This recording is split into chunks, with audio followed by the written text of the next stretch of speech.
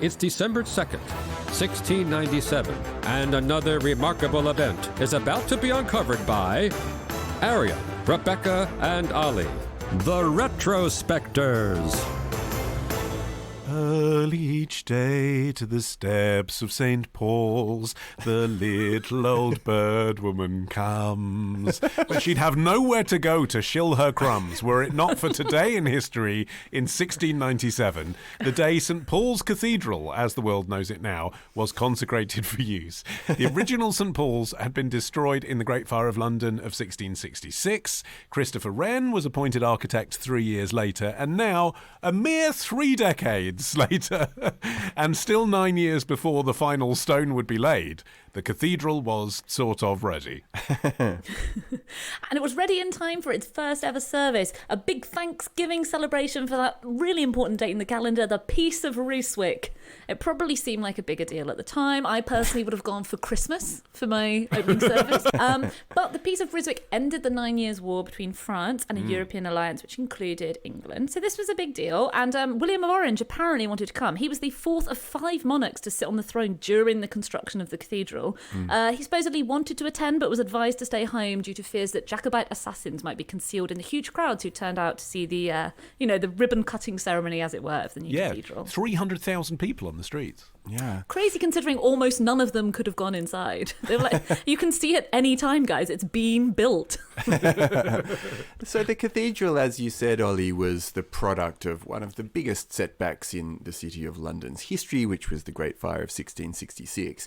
And it's funny, I found this piece of commentary that said very matter-of-factly that plague had swept through London in 1665. So, it said, in effect, the fire cauterized the city, destroying its disease-ridden and ancient wooden slums, creating an ideal opportunity to remake the city as a fitting capital for a growing world power and financial center. And I just took that as read as being like, yeah, that seems reasonable. But actually what you're talking about is this incredibly intense and, world-changing and life-destroying and property-destroying moment. And also those slums would have housed actual genuine people. So yes, it probably did prevent the spread of plague any further, but it also burnt things to the ground that really mattered to people, not least of all the previous St. Paul's Cathedral, the third one to have been built on this place. And it's quite interesting from that perspective, especially given that Christopher Wren was quite a conservative man, as a deeply traditional person, that he didn't keep what was left of the prior St. Paul's, because there were bits. And the obvious approach for someone from that background, I mean, the sort of English way, if you like, would be restoration, wouldn't it? But he just really liked domes. He just really wanted to build a dome, and he somehow managed to get it through. Well, there was enough of it still left that quite a lot of demolition work had to be carried out before they could actually start rebuilding the new St. Paul's. And apparently more workmen died during the demolition than reported deaths during the Great Fire. So this, it was dangerous work.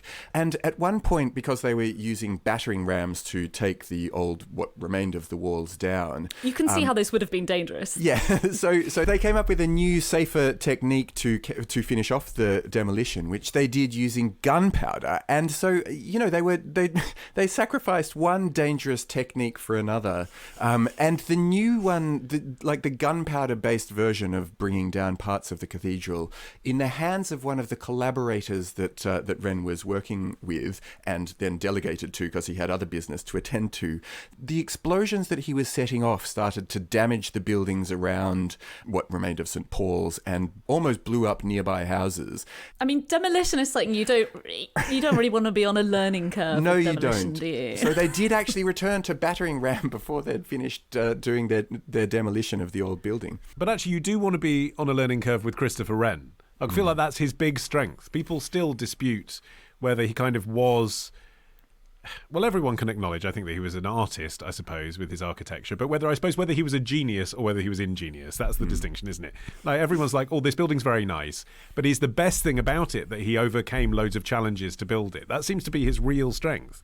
He was a scientist before he was an architect and is often described as a kind of problem solver. And when he built the Sheldonian in Oxford, which was his first major building in England, that was all about rising to the challenge because architects said... building such a large roof as that was impossible because literally there aren't trees long enough to have a piece of wood that would stretch across the roof. And he invented this kind of interlocking roof. So that was his kind of raison d'etre. That was his specialism. Well, and it was his scientific mind. That's the reason that there is a 60-foot gap between the inner dome and the outer dome, because he realised early on that a dome that huge would actually look really weird and distant and unimpressive from the inside. You know, when you go in a church and you look up at the dome, you want to see nice pictures around it, don't you? Some stunning artwork. But he was like, if it's, you know, hundreds of feet above you, you're not going to be able to appreciate it. So he built the smaller internal dome so you get the best of both. And actually what happened is by 1672, when they started building this thing, they were like, you know what, this is actually a bit too modest looking now. Can you go a bit bigger? And so then he came up with what was now known as the Great Model, which looked kind of popey. Like it looked more Vatican-y. Yes. And Anglicans did not like that. So he was constantly adapting the design and trying to satisfy everybody. He was very good at that. Not only that, but also the Great Model that was signed off by King Charles was signed off with the proviso that Wren was going to be able to make variations rather ornamental than essential. And so the idea was that as long as once we get this thing underway, you can tweak the design a little bit as you go, but nothing major that we haven't already signed off. I'm the king. But as he went, as soon as the scaffolding... Love the king. Yeah.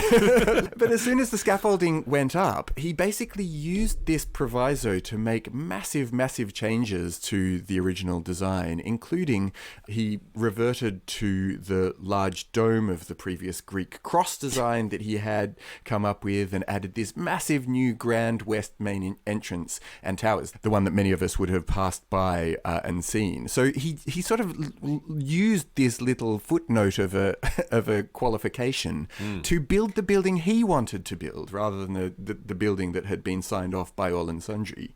The first stone was laid in 1675, and so legend says that what happened is that Wren asked a workman to bring him a flat piece of stone to use as a marker for the stonemasons.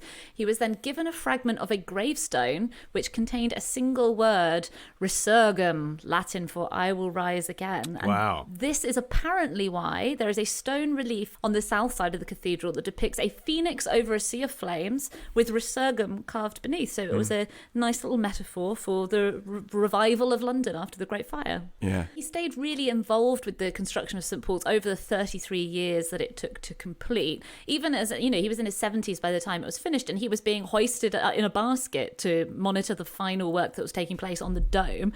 And so in 1708, when he was 76, he was able to witness his son laying the final stone. Not that many people that era would have made it to 76, especially with all their physical and mental faculties. So he made it to really 91, cool. excuse me. He 91 did, yeah. by the time he died. He kept busy.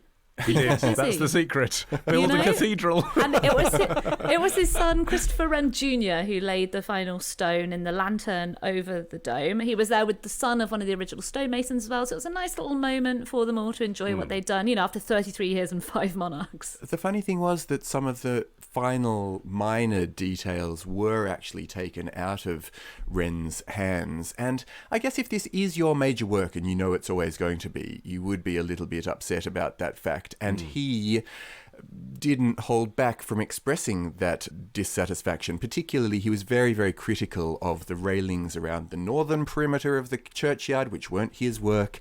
And today they're very highly valued as one of the UK's earliest surviving examples of cast iron work, so they're very well regarded.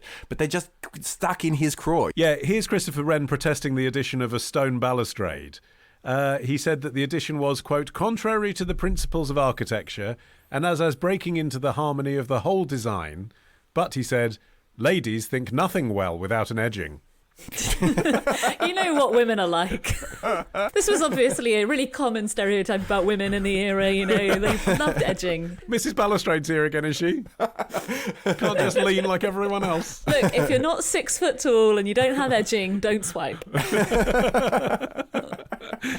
Anyway, he was the first person to be buried inside St Paul's when he died at the age of 91. Yeah, that's right. And he has a very simple plaque that in Latin simply states, if you seek his monument, look around you. And man, what a great thing to be able to say. Like, you want to know... It's a mic drop, isn't it? You want to know a thing that I did? Everything that you're looking at right now. Yeah, it's a bit of a humble brag, isn't it? When you say it's modest. I mean, it's modest apart from the massive thing that costs millions of pounds all around it. Exactly. And so another week of retrospecting ends. But next week begins a day early at Club Retrospectors. Join us now to get an exclusive episode every Sunday. Patreon.com/retrospectors. Part of the Acast Creator Network.